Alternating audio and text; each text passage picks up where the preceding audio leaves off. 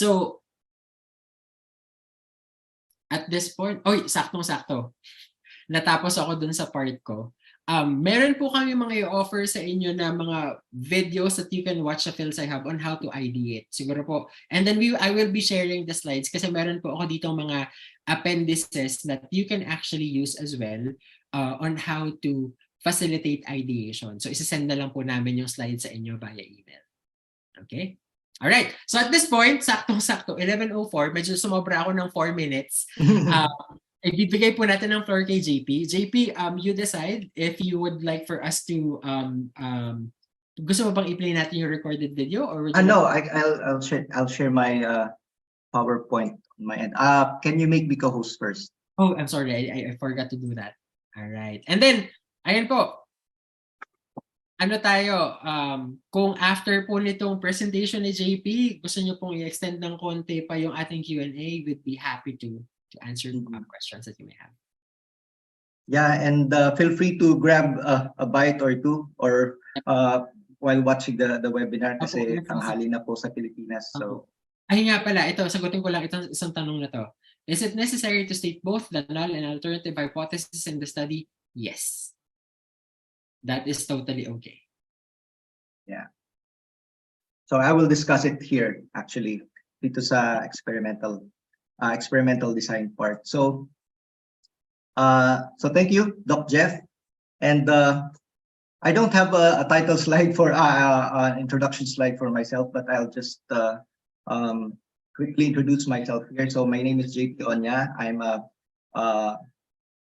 Filipino scientist based here in Finland right now. I'm working for a research facility here in Finland in the bandang norte na po, so pa North Pole na ako. But Santa Claus. Yeah. So I'm also a chemist by training. I graduated from UPLB and I did my master's here in Europe, first in Estonia and then in Finland, and then I did my PhD. I'm still finishing my PhD, but I'm currently working right now. And well, my research interests include catalysis, specifically electrocatalysis, and anything electrochemistry. I'm designing sensors right now, electrochemical sensors for different metals and biological molecules. So I'm here today to discuss the experimental design part, and marami na tayong nakuha na insights from Doc Jeff about ideation and literature review. And at this point, probably may idea na tayo on how to come up with a sound research question sa kung ano yung gusto nating talakayin or tuklasin dun sa ating research project, and specifically state what our research objectives are. And for the experimental design, this is very important part of the research process, because your research question and research objective may be very sound and perfectly sounding, but the proof of the pudding is in the eating. So a lot of great ideas fail into execution dahil nga yung experimental design is not really fit or may mga lacking aspects dun sa experimentation. So that's what we're going to tackle today.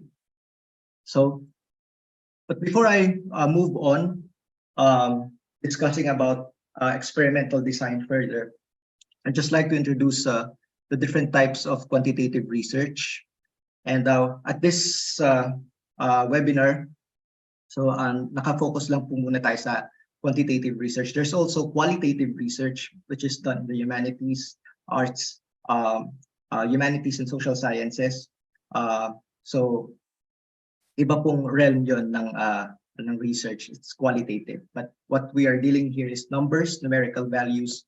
That's why it's quantitative research. So there are 4 common types of quantitative research. One is descriptive research, which merely describes conditions and characteristics of a certain population or a sample of that population. So Take, for example, the population of students in the Philippines, take a subset of that, and describe the statistics from that subset. So it merely describes, so dito pumapasok yung tinatawag descriptive statistics, mean, median, mode ng iyong data. So sabihin natin na parang it's a very simple type of research, but it is very important because it lays the ground of what is the status quo of a certain problem. So wag po nating mamaliin yung descriptive research kasi it builds the foundation on the actual problem that we need to solve. There's also correlational research, which identifies a relationship between two or more variables without manipulating them. So you have a set of, let's say, two sets of data, and you want to know if there is correlation or relationship between those variables. So this is what correlational research is for. But at this point, wala po tayong ni-introduce na control or treatments between sets of data. So we're just trying to see if there's correlation or relationship between the two. Let's say, for example, the time spent by students on social media versus their mathematical test scores. So let's try to see if there is correlation between these two, and there are many tools to study that, but we didn't introduce any control or manipulation on our subject in this study. So dito po, yung experimental research is what we're gonna talk about today, and it's the type of quantitative research that determines causal relationship. So cause and effect po yung dinidiscuss natin dito.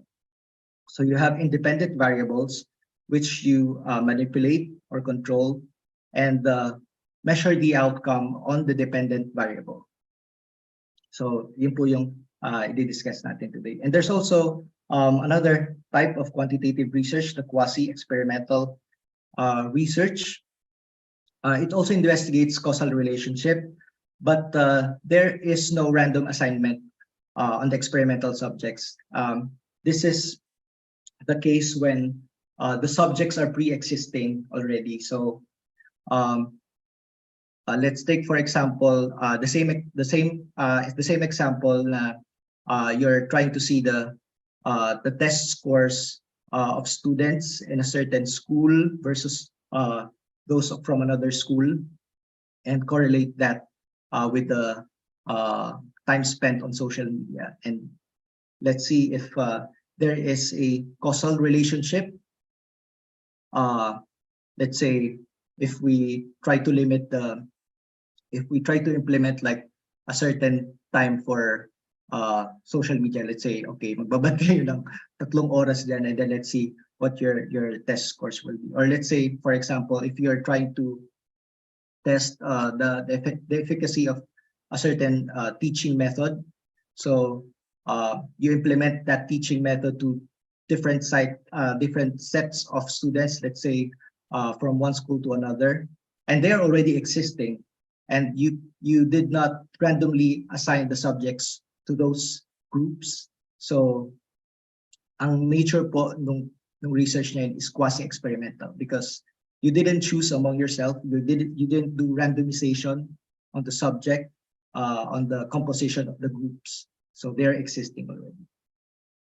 Okay, but what we're going to talk about today is experimental research, and the experimental design is the process of organizing the experiments to ensure that the right amount and type of data is available to answer the research question as clearly and as efficiently as possible. So we have already developed a research question and laid out our research objectives. Now, that experimental design will try to answer and try to cater each one of those research objectives as clearly and as efficiently as possible. So I've written here that the right amount and type of data, because we are limited by our resources, our time, and of course budget. So we try to make do with what we have. So with our limited resources.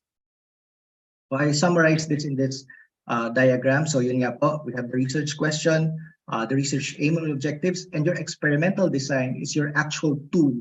So kung parang there's a task and you need a tool, let's say martilyo or wrench. So yun yung tool mo to tackle your research aim and objectives point by point.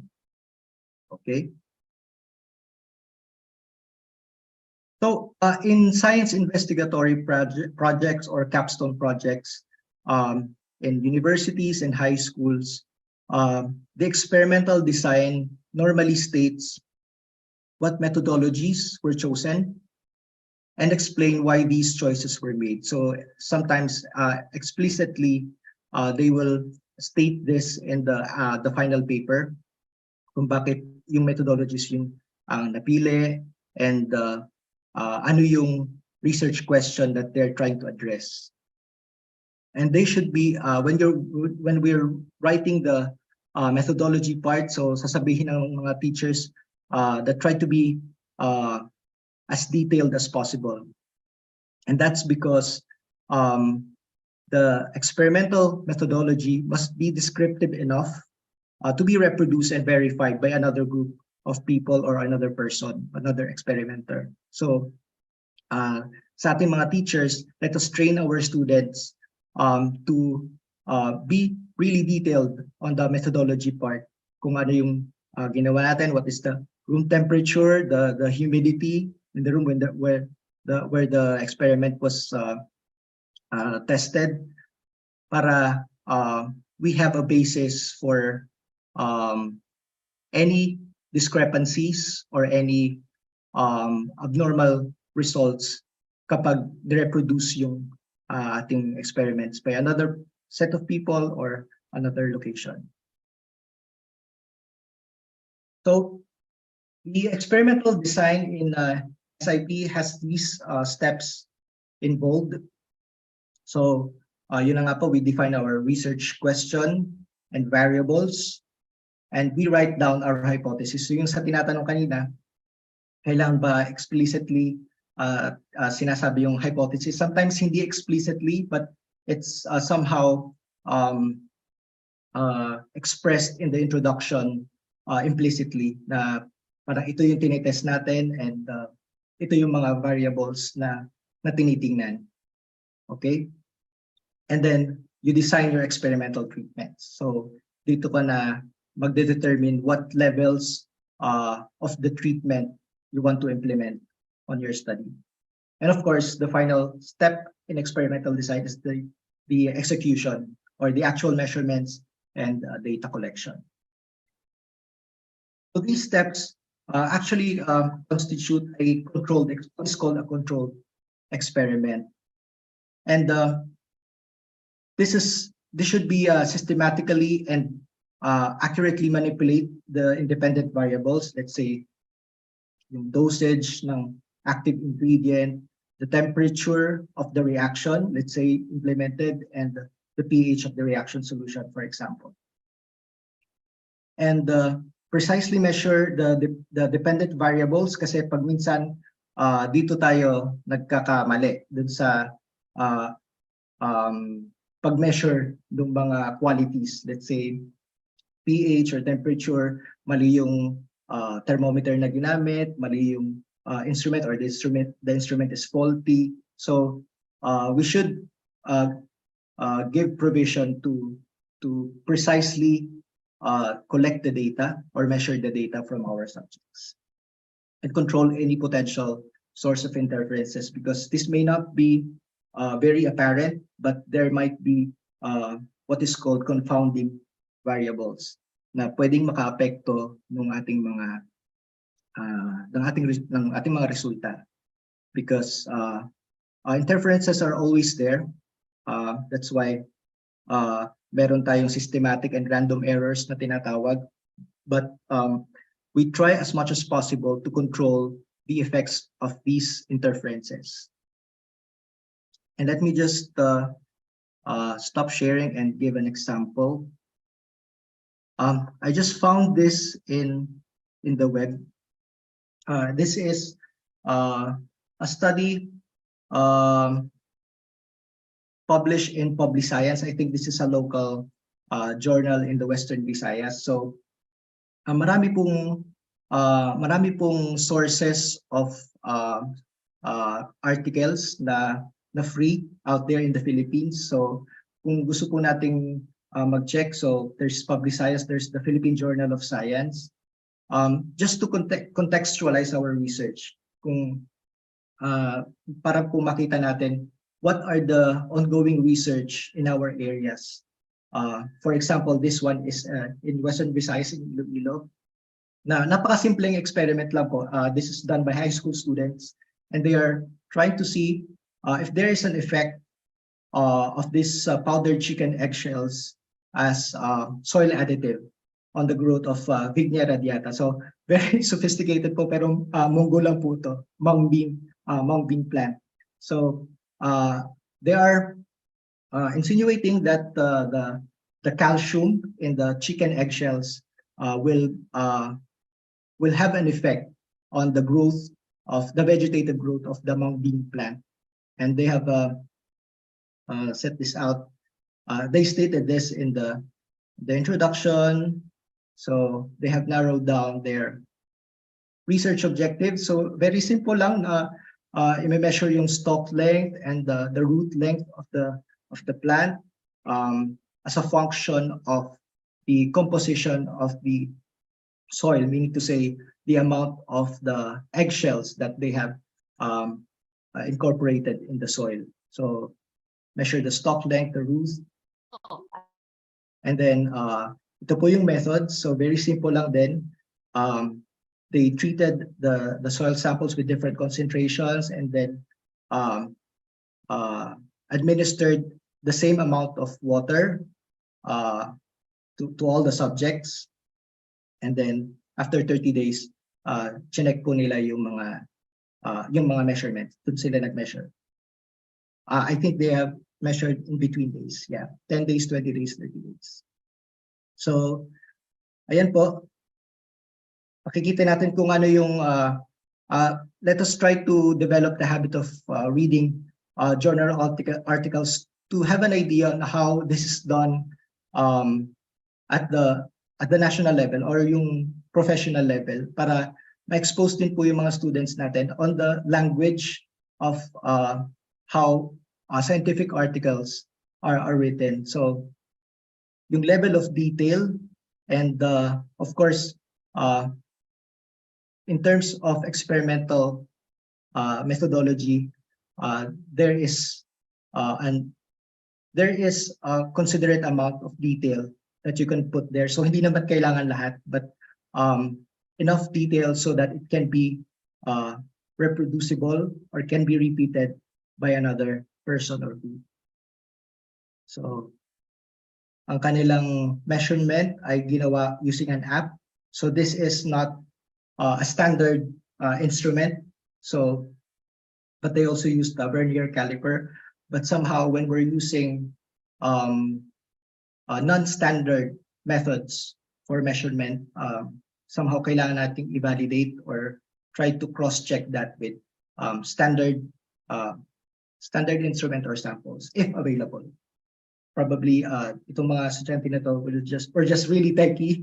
That's why they use their phone to measure those. But well, probably a simple ruler or meter would do the job. Yeah. So this is just one example on how the experimental methodology is configured. So let me just go back to my slide.